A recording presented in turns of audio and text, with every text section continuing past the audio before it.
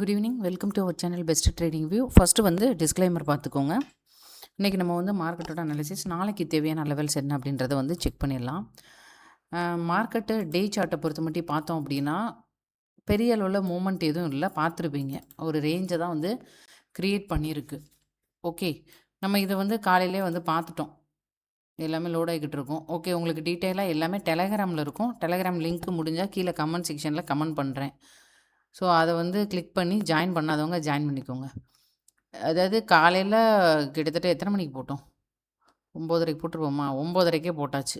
Market வந்து இன்றைக்கி வந்து எப்படி இருக்கும் அப்படின்றத போட்டாச்சு. ஸோ வழக்கம் போல் மார்க்கெட்டு ஒரு ரேஞ்சை தான் வந்து க்ரியேட் பண்ணியிருக்கு. இப்போ நம்ம புதுசாக இதில் வந்து மாற்றுறதுக்கு வைக்கிறதுக்கு ஒன்றுமே கிடையாது. இன்றைக்கி வந்து டீட்டெயிலாக நான் எதுவும் சொல்ல போகிறதில்ல. ஏன்னா சிம்பிளாக நம்ம நேற்று பார்த்த அதே லெவல் தான். நாளைக்கு எங்கே ஓப்பன் ஆகுது அப்படின்றத பார்க்க போகிறோம். அதேமாதிரி யூஎஸ்க்கும் இதுக்கும் வந்து ஈரானுக்கும் பேச்சுவார்த்தை நடந்துக்கிட்டு இருக்குது. அது எந்த மாதிரி முடியும் அப்படின்றதும் தெரியலை. ஸோ 2 பேத்துல யாராவது ஒரு ஆள் விட்டு கொடுத்தா மட்டும்தானே ஒரு ப்ராப்ளம் வந்து சால்வ் ஆகும். ஸோ அந்த மாதிரி ஓடிக்கிட்டு இருக்குது. இது வந்து கிளியராக இன்றைக்கி வந்து ஒரு ரேஞ்ச் வந்து க்ரியேட் பண்ணியிருக்கு. ஓவராலாக பார்க்கும்போதும் இந்த ரேஞ்சுக்குள்ளே தான் இருக்குது. இதை தாண்டி இதோட பிரேக் அவுட் எதுவும் வந்ததுன்னா மட்டும்தான் நமக்கு வந்து ட்ரேட் இருக்குது அப்படின்றத நம்ம வந்து பார்த்துருக்கோம். ஸோ இன்றைக்கி நடந்த ரேஞ்சை வந்து மார்க் பண்ணிக்கோங்க. ஒரு 15 மினிட்ஸாவோ 1 ஹவராவோ மாற்றிட்டு இன்றைக்கி நடந்த ரேஞ்ச் எல்லாத்தையுமே கம்ப்ளீட்டாக ஒரு பாக்ஸாக போட்டுக்கோங்க. அதாவது பாக்ஸுக்குள்ளே பாக்ஸு போட்டு வைங்க. நாளைக்கு எந்த இடத்துல ஓப்பன் ஆகுதுன்னு பார்த்துட்டு நான் வந்து முடிஞ்ச அளவுக்கு உங்களுக்கு வந்து அப்டேட் கொடுக்குறேன். நான் என்னோடய லெவல் படி 24,700 அப்படின்ற லெவல் வந்து ஒரு ரெசிஸ்டண்ட்டாக இருக்குது. இன்றைக்கி பார்த்தீங்க அப்படின்னா க்ளோசிங்கில் ஒரு பாஸ்ட் 2 டேஸாக வந்து 200 புள்ளி ஏறிச்சு இல்லையா? இன்றைக்கி அது நடக்கலை. ஓகே, அதையும் நான் வந்து வாட்ச் பண்ணேன். என்ன நடக்குது அப்படின்றத நம்ம கொஞ்சம் வெயிட் பண்ணி தான் பார்க்கணும். ஸோ மொத்தத்தில் இதை ஒரு பாக்ஸாக போட வேண்டியது தான். ஆல்மோஸ்ட் 700 வரைக்குமே நம்ம வந்து எடுக்கக்கூடாது தான். இதை தாண்டி இதோட ஸ்ட்ராங்காக க்ளோஸ் வச்சா மட்டும் அப் சைடில் ட்ரை பண்ண போகிறோம். இல்லை டவுன் சைடில் ஏதாவது பிரேக் அவுட் இருந்துச்சுன்னா அதுக்கேற்ற மாதிரி நீங்கள் வந்து டவுன் சைடில் ட்ரை பண்ணுங்கள். மொத்தமே இவ்வளோ தான். இதில் வந்து சொல்கிறதுக்கு வேறு ஒன்றுமே இன்றைக்கி கிடையாது. ஓகேங்களா? சரி, ஓகே. அடுத்து வந்து பேங்க் நிஃப்டி எப்படி இருக்குது அப்படின்றத செக் பண்ணிடலாம். நிஃப்டியே ரேஞ்ச் அப்படின்னா பேங்க் நிஃப்டி ஸ்லோ அண்ட் ஸ்டெடியாக போயிட்டு இங்கே பாருங்கள். நேற்று நம்ம ஏற்கனவே ஒரு லெவல் கொடுத்துருந்தோம் இல்லையா? பார்த்தீங்கன்னா தெரியும். 58,000 அப்படின்னு திரும்ப திரும்ப சொன்னேன். ஓகே, ரொம்ப கூட சொல்லலை. 58,000 போட்டுக்கோங்கன்னு சொன்னேன். எங்கே இருக்குது 58? இதோ இருக்குது. ஓகே, இது கிளியராக வந்து ஸ்லோ அண்ட் ஸ்டடியாக அப்படியே மூவ் ஆகிக்கிட்டு இருந்துச்சு. ஆனால் உள்ளே வந்து மொமெண்ட் எதுவும் இல்லை. ஓகே, ஸோ இதை தாண்டி அப்போ வந்து இப்போ பிரேக் அவுட் வச்சிருச்சு தானே அப்படின்னா நாளைக்கு வெயிட் பண்ணி பார்ப்போம். நான் வந்து 58,070 வரைக்கும் எடுத்திருக்கேன். ஓகே, 1 ஹவராக கூட நீங்கள் வந்து போட்டு பாருங்கள். பார்க்காதவங்க நேற்று வீடியோ கொஞ்சம் போய் செக் பண்ணிங்கன்னா டீட்டெயிலாக உங்களுக்கு வந்து எல்லா அப்டேட்டும் இருக்கும். அதாவது ஒரு ட்ரையாங்கிள் மாதிரி ஃபார்ம் ஆகிருக்கு, அதுக்கு மேலே வந்து ஒரு ரேஞ்ச் வந்து க்ரியேட் ஆகிருக்கு அப்படின்ற மாதிரி போட்டிருப்பேன். ஸோ இதை தாண்டுற பட்சத்தில் அடுத்த லெவல் வந்து நமக்கு 58,500 அப்படின்ற லெவலில் தான் நமக்கு வந்து அடுத்த ரேஞ்சானது இருக்குது. நெக்ஸ்ட்டு ரெசிஸ்டண்ட் ஆனது இருக்குது. ட்ரெண்ட் லைனை நம்ம எக்ஸ்பெண்ட் பண்ணாலும் சேம் அந்த ட்ரெண்ட்லேயே தான் மூவ் ஆகிக்கிட்டு இருக்குது. Okay, so neck to neck நிற்கிது. நாளைக்கு நடக்க போகிற பிரேக் அவுட்டை பொறுத்து மேபி 58,500 போகலாம். அல்லது டவுன் சைடில் வறுமையானால் மறுபடியும் இந்த அளவுக்கு வருமானதை வெயிட் பண்ணி தான் பார்க்கணும். ஸோ 58,000ம் 57,400 அப்படின்ற ரேஞ்சுக்குள்ளே தான் பேங்க் நிஃப்டியும் இருக்குது. அவ்வளோதான். ஓகேங்களா? ஸோ மொமெண்ட் அப்படின்னு பார்க்கும்போது பெரிய லெவலெலாம் மொமெண்ட் இல்லை. ட்ரெண்டு மட்டும் அப்படியே ஸ்லோ அண்ட் ஸ்டடியாக ஒரு அப் ட்ரெண்டில் மூவ் ஆச்சு. ஒரு 200 பாயிண்ட் அரைச்சு போச்சு. இதிலெல்லாம் ட்ரேட் எடுக்கிறது கஷ்டம்.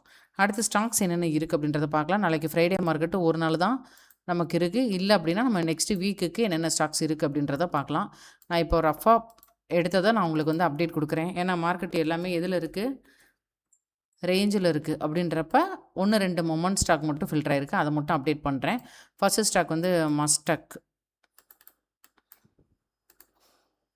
ஓகே, இந்த ஸ்டாக்கை பொறுத்த மட்டும் இந்த மாதிரியான ஒரு ட்ரெண்ட் லைன் பிரேக் அவுட் ஆகிருக்கு. ஸோ ஃபர்தராக பிரேக் அவுட் இருக்கான்றதை செக் பண்ணிட்டு தான் எடுக்கணும்.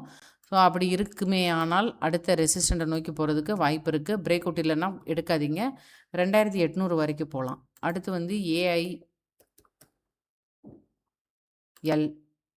ஓகே, ஸோ இந்த ஸ்டாக்குமே இந்த ப்ரீவியஸான ரெசிஸ்டன்ட் எல்லாத்தையும் கட் பண்ணிவிட்டு நிற்கிது. ஓகே, ஸோ ஃபர்தராக மூவ் ஆகுது அப்படின்ற பட்சத்தில் 650 அப்படின்ற லெவல் வரைக்கும் போகிறதுக்கு மேபி வாய்ப்பு இருக்குது.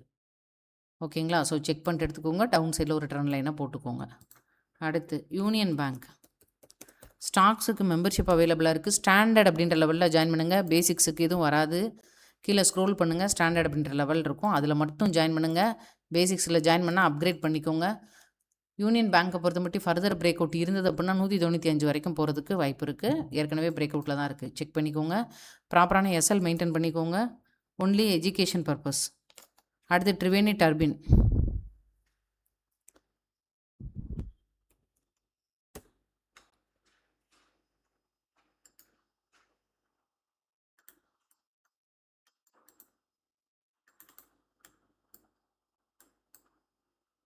ட்ரிவேணி டர்பினை பொறுத்த மட்டும் இந்த மாதிரியான ஒரு பிரேக் அவுட்டுக்கு ரெடியாக இருக்குது. ஃபர்தராக மூவ் ஆகுதுன்ற பட்சத்தில் 680 700 வரைக்கும் ட்ரை பண்ணி பார்க்கலாம். அடுத்த ஸ்டாக் வந்து வேதாந்த் அலுமினியம்.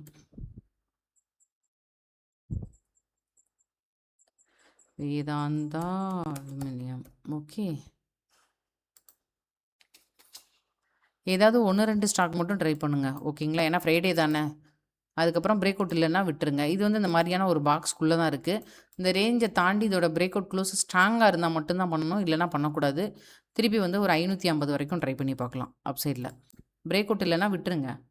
அடுத்து வந்து ப்ரீகாட். இதோட வந்து நம்ம வந்து முடிச்சுக்கலாம். இதில் ஏதாவது 1-2 ஸ்டாக் மட்டும் ட்ரை பண்ணுங்கள். இன்றைக்கி பெரிய லெவலில் அப்டேட் இல்லை. என்ன ரேஞ்சுக்குள்ளே தான் இருக்குது மார்க்கெட்டு. நம்ம அப்படின்றப்ப அதை தான் நம்ம வந்து ஃபாலோ பண்ணணும். கவனமாக பண்ணுங்கள் நாளைக்கு பண்ணும்போது. ஓகே, இதை பொறுத்த மட்டும் பார்க்கும்போது இன்னும் பிரேக் அவுட் கொடுக்கல. ஸோ ஃபர்தராக ஒரு 880 தாண்டி இதோட பிரேக் அவுட் க்ளோஸ் இருந்தால் மட்டும் 980 1000 வரைக்கும் கூட போகிறதுக்கு வாய்ப்பு இருக்குது. பிரேக் அவுட் இருந்தால் மட்டும் பண்ணுங்கள். பிரேக் அவுட்னா நாளைக்கே நடக்கக்கூடாது. ஒரு நாள் க்ளோஸ் வைக்கணும். அப்போ தான் ஈஸியாக இருக்கும். ஓகேங்களா? ஸோ சொன்ன விஷயம் கண்டிப்பாக புரிஞ்சிருக்கும்னு நினைக்கிறேன். மறக்காமல் லைக் பண்ணிவிடுங்க. கண்டினியூஸாக சேனலுக்கு வந்து சப்போர்ட் பண்ணுங்கள். நிறையா பேர் நேற்று வந்து கமெண்ட் பண்ணியிருக்கிறதா சொன்னாங்க. நான் அவ்வளோவா செக் பண்ணலை, மன்னிச்சிருங்க. நான் இன்றைக்கி உட்காந்து எல்லாத்தையும் பார்த்துறேன். ஏன்னா என் ஹஸ்பண்ட் தான் சொன்னாங்க, நான் செக் பண்ணல. ஓகேங்களா? நான் பண்ணிடுறேன். நேற்று அந்த இதுக்கு நிறையா பேர் ரிப்ளை போட்டிருக்காங்க. என்னன்றதை பாரு. ஆமாம், நிறையா பேர் பண்ணியிருக்கிறாங்க. ஓகேங்க, ரொம்ப ரொம்ப நன்றி. ஓகே, சரி, ஓகே. லைக் பண்ணிவிடுங்க. நன்றி.